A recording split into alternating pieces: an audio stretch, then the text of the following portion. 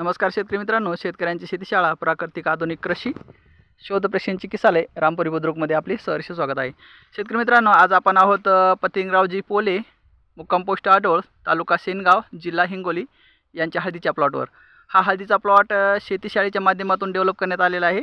याचं अन्नद्रव्य व्यवस्थापन आणि कीट व्यवस्थापन शेतीशाळेच्या माध्यमातून करण्यात आलं आहे. याचं पूर्ण क्रॉप गाईडलाईन सर्व्हिस दिली आहे PM यादव पाटील यांनी. तर आमच्या सर्व्हिसविषयी विचारू साहेबाला. सर्व्हिस कशी वाटली साहेब शेतीशाळेची? चांगली वाटली. जे तुम्हाला आजपर्यंत जे अन्नद्रव्य व्यवस्थापन आणि कीट व्यवस्थापन जे केलं त्याच्यामध्ये काय अडचणी आल्या? अडचणी काहीच नाही आल्या. तर मग तुमची जे प्लॉटची वाढ आहे ती तुमची समाधानकारक आहे का? दरवर्षीपेक्षा समाधानकारक आहे. म्हणजे क्रॉप ट्रीटमेंटविषयी तुम्हाला काय सांगायचं आहे शेतकऱ्यांना? माझ्या हिशोबाने तर दरवर्षीपेक्षा चांगली. ते जर तू विचार केला तर त्याच्यापेक्षा इथे 40% खर्च वाचते. अच्छा, 40% खर्च वाचते. आणि त्याच्यात काय होते, आमच्या जमिनीत ते पलीकडून थोडा लवण असल्यामुळं पाणी साचते, तर तिथं ते जास्त सड होणं हे होणं ते आलं. तर ते काय याच्यात काय कुठं जाणवलं नाही. अच्छा, पुन्हा आमच्याकडं म्हणजे शेणखत कुजलेलं नसतंय, हे कच्चं शेण असतं. त्याच्यामुळे जे हुमणीचा वगैरे प्रॉब्लेम येत होता ते आल्या नाही. म्हणजे दरवर्षी मधात 2 वर्ष वेळ आली होती की त्या हुमणीमुळे आम्ही हळदच बंद केली होती. म्हणजे क्रॉप घेणंच बंद केलं होतं. ते घेणंच बंद केलं होतं. पीक घेणंच बंद केलं होतं. हा, तर यावर्षी पाहायलाही भेटली नाही. हुमणी कुठं दिसली नाही? पाहायला पण नाही भेटली. अच्छा, आपल्या ड्रेंचिंग मधून कल्चर दिल्यामुळे हुमणी दिसलीच नाही तुम्हाला? नाही दिसलीच नाही. अच्छा, म्हणजे तुम्ही आमच्या दिसलीच नाही. दरवर्षी बरोबर या पिरियड मध्ये आम्ही करप्यासाठी बेजार राहायचो. तर आपल्या हळदीमध्ये गेलं की वेगळंच औषध, त्या दुकानदाराकडे गेलं की वेगळंच औषध. ते काही मेळ बसत नव्हता. ते होत होता करपा कव्हर, पण पैसे जास्त जात होते. मग खर्च बचत आणि उत्पादन चांगलं देणारी ही शेतीशाळेची ट्रीटमेंट तुम्हाला आवडली? आज म्हणजे आता क्षेत्र 1 एकरला जरा 10-5 गुंठे जास्त आहे, म्हणजे 50 गुंठे. तुमच्याकडून आतापर्यंत मी रात्री पाहिलं 21,000 रुपये खर्च झाला तुमचा. अच्छा, 21,000 रुपये खर्च झाला. इतक्या हळदीचा दुसरीकडून खर्च झाला असता 30 ते 35,000. बरं, ते खर्च एक तर बचत झाली आणि हळद तुमची समाधानकारक आहे. म्हणजे काही प्रॉब्लेम नाही आज. मग ही ट्रीटमेंट शेतकऱ्यांनी घ्यायला पाहिजे का नाही? घ्यायला पाहिजे. मी आता तुमच्याकडून मक्काचं पण मागून घ्याल. अच्छा, मका सीडसाठी पण मागून घ्याल. अच्छा, कारण मी ते कापसाचं जर घेतलं असतं तुमच्याकडून, कापसाचा 19,000 रुपये खर्च झाला. मग अर्ध्या गुंठ्यावर 22 गुंठ्यावर 19,000 रुपये खर्च झाला सीडच्या कापसावर. अरे बाप, ते जर तुमच्याकडून घेतलं असतं तर 9,000 झाला असता. निम्या पैशामध्ये. पुन्हा उत्पन्न वाढलं असतं आणि खर्च वाचला असता. मग इथं तेच आहे ना, उत्पादन जर समजा एखाद्या शेतकऱ्याला मिळालं बी तर त्याचा खर्च किती आहे हे तुम्ही अगोदर त्याच्याकडून गणित काढून घ्या. म्हणजे तुम्हाला समजेल की मग ते शेतकरी फायद्यात आहे का तोट्यात आहे. कारण उत्पादन जरी मिळालं तर खर्च जर वाढला तर काहीच उपयोग नाही. त्याच्या हाताला काय लागलं? काहीच नाही ना. तर अशी आपली शेतीशाळाची ट्रीटमेंट आहे, कमीत कमी खर्च आणि जास्तीत जास्त उत्पादन काढून देणारी. तर ज्याही शेतकऱ्याला पुढे क्रॉप ट्रीटमेंट घ्यायची आहे त्या शेतकऱ्याला तुम्ही काय सांगाल? नाही, घ्यायलाच पाहिजे. म्हणजे आपण रासायनिकडे म्हणजे कृषी केंद्राकडे गेलो ना, खर्च जास्त, औषधावर त्याला जास्त मार्जिन आहे का ते 100% चांगले म्हणतात. तुम्हाला रिझल्ट येऊ का नाही येऊ, रिझल्टशी काही घेणं देणं नाही. शेतकऱ्यांच्या रिझल्टशी काही देणं घेणं नाही त्यांना. अच्छा, ठीक आहे शेतकरी मित्रांनो, पहा काय आहे काय नाही. आता आपलं रान भेगाळलं. तर ज्या हळदीमध्ये करपा तुम्ही म्हणले होते भेगाळू द्या, ह्या पद्धतीच्या मी भेगा पडू दिल्या. आता याच्यात आमच्या शेजाऱ्याचं काही म्हणणं काय येते, समजा माझं काय म्हणणं येते, किंवा इतकं शेत उरलं म्हणल्यावर हळद कसं काय चांगली राहील? नाही, हळदीला कसं असते माहिती का, बायोस्ट्रक्चर मिळालं पाहिजे ना. आपल्या हे पीक आहे, तर हे पीक आहे तर हे जिवंत पीक आहे. तर ह्या जिवंत पिकाला काय काय लागतं? हवा लागती. मग हवा जर समजा ह्या क्रॅकिंग जर जमीन पडली तर त्याच्या मुळ्याला हवा पोहोचेल ना. मग त्याच्या मुळाला जर हवा पोहोचली तर त्या मुळ्याच्या शेजारी जे ऑर्गन्स आहेत, ऑर्गन्स म्हणजे आपण ज्याला मायक्रोन्यूट्रल म्हणतो, की झिंक आहे, सल्फर आहे, कॅल्शियम आहे, नायट्रोजन आहे, तर हे कंटेन उपलब्ध करून देणारे बॅक्टेरिया आहेत ते. मग त्या बॅक्टेरियाला जर समजा हवा मिळाली तर त्याला ताजेतवाजेपणा वाटतो ना चांगला. मग ताजेतवाजेपणा त्यांना वाटलं तर ते अजून उत्स्फूर्तपणे काम करतात. आणि त्यांनी जर असल्यावर चांगलं राहील, त्यांनी उत्स्फूर्तपणे काम केलं की ऑटोमॅटिक तुमची हळद चांगली दिसणार. आता तुम्ही जसं जसं आपलं रान वळण का तशी तशी हळद 1 नंबर दिसणार आपली. लक्षात. आणि जेवढं तुम्ही रानामध्ये चिखल करता तेवढी हळद आपली डॅमेज दिसणार आणि करप्या वाढणार. रानात जर तुम्ही वल केली ना करप्या वाढणार. कारण करप्या जर आपल्याला कंट्रोल ठेवायचा असेल तर आपल्या जमिनीमध्ये वापसा कंडिशन असणं लय महत्त्वाचं आहे. कारण गोष्ट लक्षात घ्या, जर समजा आपली जमीन म्हणजे कशी असती की आपल्याला भाकरीसारखी असती. भाकरीच्या पिठामध्ये आपण जर जास्त पाणी टाकलं तर भाकर होईल का? नाही होणार. भाकरीच्या पिठामध्ये कमी पाणी टाकलं तर भाकर होईल का? नाही होणार. म्हणजे पाणी हे जास्त बी नाही पाहिजे आणि पाणी हे कमी बी नाही पाहिजे. आलं लक्षात? मग वापसा कशाला म्हणतात की ज्या अवस्थेमध्ये आता क्रॅकिंग पडली आपली जमीन, तर क्रॅकिंग पडली याचा अर्थ काय की आपल्या जमीनमध्ये वापसा निर्माण झाली आता. तर वापसा निर्माण झाली म्हणजे ह्या पिकाला जे कंडिशन लागतं की आपलं पीक हे पाणी पित नसतं. लोकांना वाटतं की अरे जमीन वाळली, पाणी द्या पाणी द्या. तसं नसतं की आपलं पीक हे पाणी पित नसतं. आपलं पीक हे बाष्प पित असतं. बाष्प याचा अर्थ काय लक्षात घ्या की बाष्प याचा अर्थ वाफ. वाफ. तर वाफ जर समजा आता ही जर जमीन भेगाळली ना याच्यामध्ये हवा जाईल. हवा गेली की टेम्परेचर निर्माण होईल.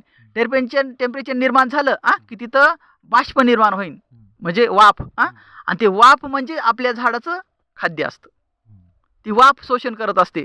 ते बाष्प शोषण करत असतं आपलं पांढरं मूळ. आणि ते पांढरं मूळ पुन्हा जरी नसलं तर तिथं ते पांढरं मूळ जनरेट होतं. आता तुम्ही हे उकरून पहा, इथं आपले पांढरे मूळ तुम्हाला दिसतील. आणि जिथं समजा वल्ल आहे ना तिथं तुम्ही उकरून पहा, तिथं तुम्हाला पांढरं मूळ दिसणार नाही. कोरड्या जागी पांढरं दिसत. म्हणजे कशामुळे दिसतं की ते पीक ते मूळ कशामुळे आलं?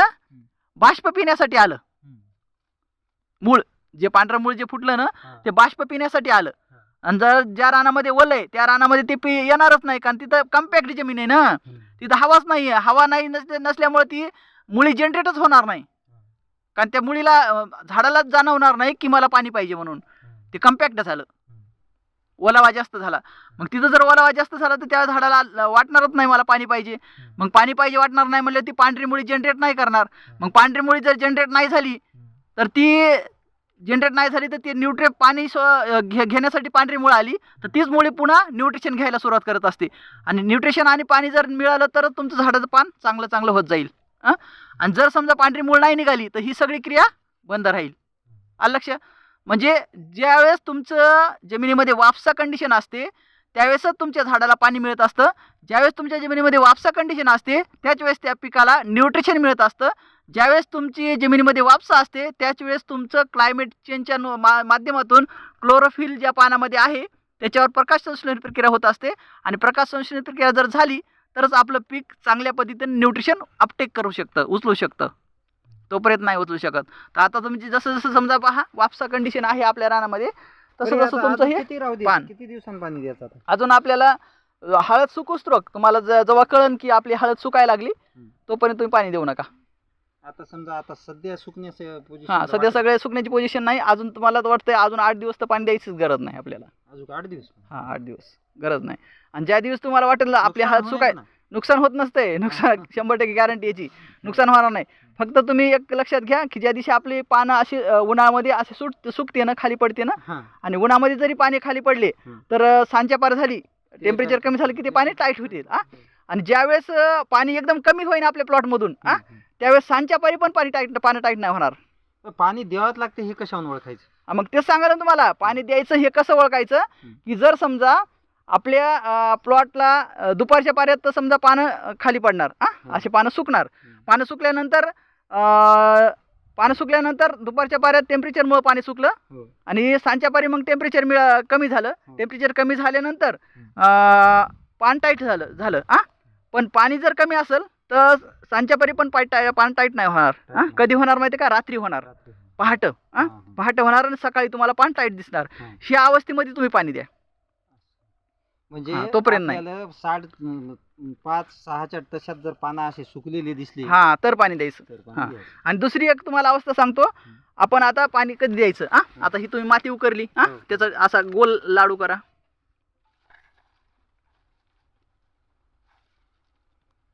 गोल असं करा ना लाडू केल्यावर. आज खालची घ्या ना, पिकाच्या मुळाच्या सानिध्यातली माती घ्या. मुळं जिथं आहेत, मुळं जिथं येतं भकीला उकरा ना, भकीला. ती वरची माती बाजूला काढा. मुळं कुठं येतं? वरची माती बाजूला सरकवा. वरची माती, कोरडी माती बाजूला सरका. कोरडी माती बाजूला सरका. आणि जिथं मुळं दिसतील तुमची तिथली माती उचला.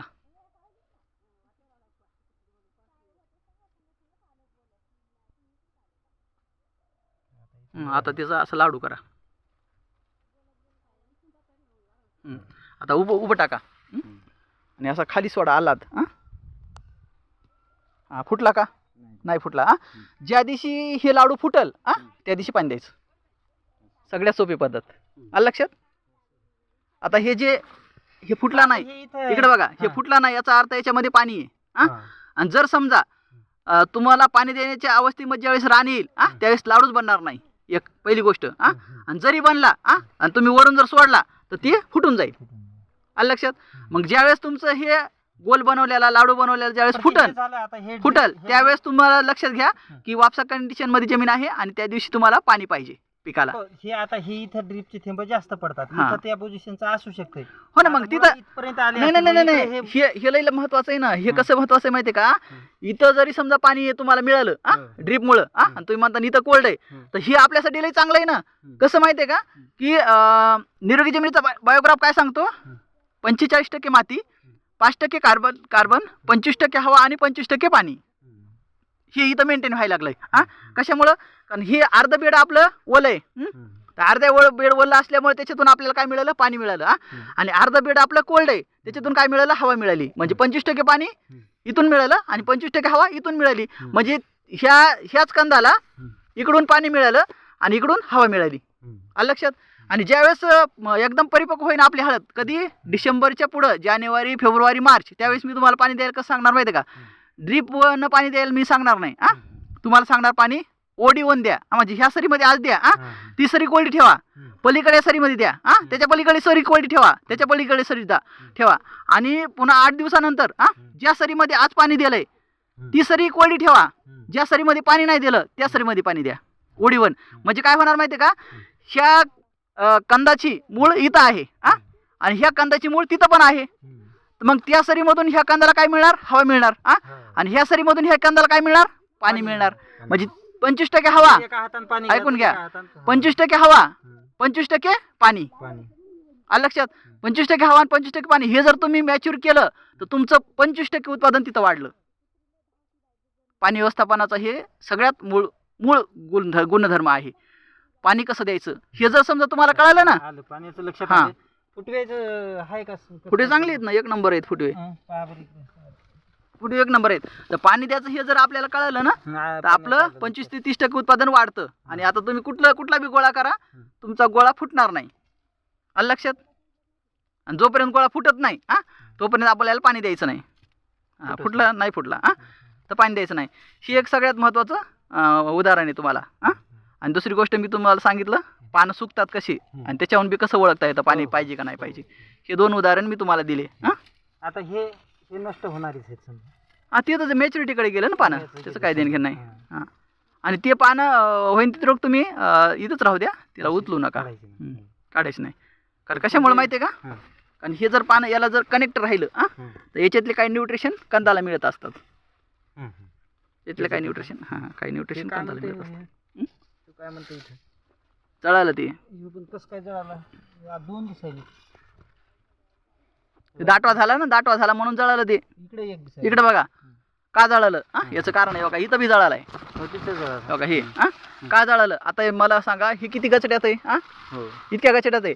याला सूर्यप्रकाश मिळाला का? नाही मिळाला. याला आपल्याला पाणी मिळालं, याला खत पण मिळाला, पण याला सूर्यप्रकाश नाही मिळाला म्हणून हे जळालं. पण ते आता बाकीचे सगळे मिळालं आणि यालाच कसं काय नाही मिळालं? मग बघा ना, मग तुम्ही हे मध्ये आहे ना, मध्ये त्याच्यामुळे त्याला मिळालंच नाही ना अन्नद्रव्य. इकडे बघा हे पहा, हे पण कोमच आहे. आणि हे कोंब कुठे बघा याच्यामध्ये मिळाला का त्याला सूर्यप्रकाश? नाही मिळाला. सूर्यप्रकाश नाही मिळाला म्हणून ते जळाला. नाही सडफिट नाही ती. नाही सडन नाही, सडन होणार नाही आपल्या याच्यामध्ये, तुम्ही घाबरू नका. आता इथं त्याला पान, त्याचं पान कुठे बघा ना, त्याचं पान आहे का? त्याचं पान कुठे? त्याला आता याला तुम्ही बाहेर काढा. याला ह्या पानाला तुम्हाला सूर्यप्रकाश मिळू द्या. ह्या पानाला जर सूर्यप्रकाश मिळाला ना तर हे जगल. आणि ह्या पानाला जर सूर्यप्रकाश नाही मिळाला ना हे मरणार. कशामुळे मरणार माहिती आहे का? याला सूर्यप्रकाश नाही मिळाला, फोटोसिंथेसिस नाही झालं पानावर जर फोटोसिंथेसिस नाही झालं तर ते अन्न तयार करणार नाही. पानानं जर अन्न तयार नाही केलं तर ते जगणार नाही. म्हणूनच मी तुम्हाला सांगतो, तुमची हळद दाट झाली. जे प्लॅन्ट बायोग्राफ आपल्याला घ्यायचा असतो ना, ते कशासाठी घ्यायचा असतो? याच्यासाठीच घ्यायचा असतो की आपली बघा ह्या 2 हळदीच्या कंदामध्ये 1 फूट अंतर पाहिजे. आपलं कमी झालं. आपलं कमी झालंय. आणि ह्या 2 कंदामध्ये आपल्याला अर्धा फूट अंतर पाहिजे. हे पण कमी झाले. मग गचडा होणारच ना. आता पुढच्या वर्षी मी जे सांगतो त्या पद्धतीने तुम्ही हळद लावा. हळदीत तुमचा असा हात पुरणार नाही, इतकी हळद वाढेल. आणि एकही पान असं राहणार नाही की ज्या पानावर तुमचा सूर्यप्रकाश पडणार नाही. आणि सूर्यप्रकाश जर नाही पडला तर कंद आपले हे कोमळ जळणार नाही. तुम्हाला असं वाटतंय ना? प्रमाण वाढणार तर नाही ते जळणार. हा, प्रमाण वाढणार ना. जसं जसं सावली पडून त्या बारकाल्या कोमाव ती जळणार. सडन नसू नाही. तिथं सडन नाहीये. चालतात. या ना मध्ये या. सडन नाही. आता इथं कुठे सडन आहे? इथं कोण्या पानावर तुम्हाला सडन दिसते? इथं कुठंच नाही. सडन नाही. सडन कधी असते माहिती का? ज्यावेळेस तुमचं पान पूर्ण करपण त्यावेळेस सडन लागत असते. 4.5 फूट गेली. 4.5, 5, 6 फूट इतकी हाईट जाते आपली. आम्हाला वाटतं तर आपल्याला जास्त हाईट झाल्यामुळे माल तर कमी लागत नाही. नाही. हळदीची हाईट कशी व्हावं माहिती का? न्यूट्रिशन उचलीत हळदीची वाढ व्हावं. जर तुम्ही पहिल्याच डोसमध्ये जर हळदीला वाढिलं युरिया वगैरे देऊन तर त्याचा कंद नाही भरणार. आता ह्या अवस्थेमध्ये जर तुम्ही हळद जेवढी वाढिली तेवढा तुमचं कंद पोसल. आणि पहिल्या स्टेजमध्ये हळद वाढिली ते कंद पोसत नाहीत. जे समजा तो लोकांना वाटतं ना, साहेब तिची हळद बघा ना, आपल्यापेक्षा अगोदर आपली लावली, त्याची भागून लावली तरी आपल्या हळदीच्या पुढे गेली, त्या हळदीला उत्पादन नाही होणार. लक्षात? हे असं असतं. म्हणजे त्याचे प्लॅन्ट लाईफ त्याला म्हणतात की योग्य वेळेमध्येच झाली पाहिजे. थँक्यू मित्रांनो. Wish you all the best. कसा वाटला प्लॉट? लाईक, शेअर आणि कमेंटमध्ये सांगा. जय हिंद, जय भारत, वंदे मातरम. जय जवान, जय किसान.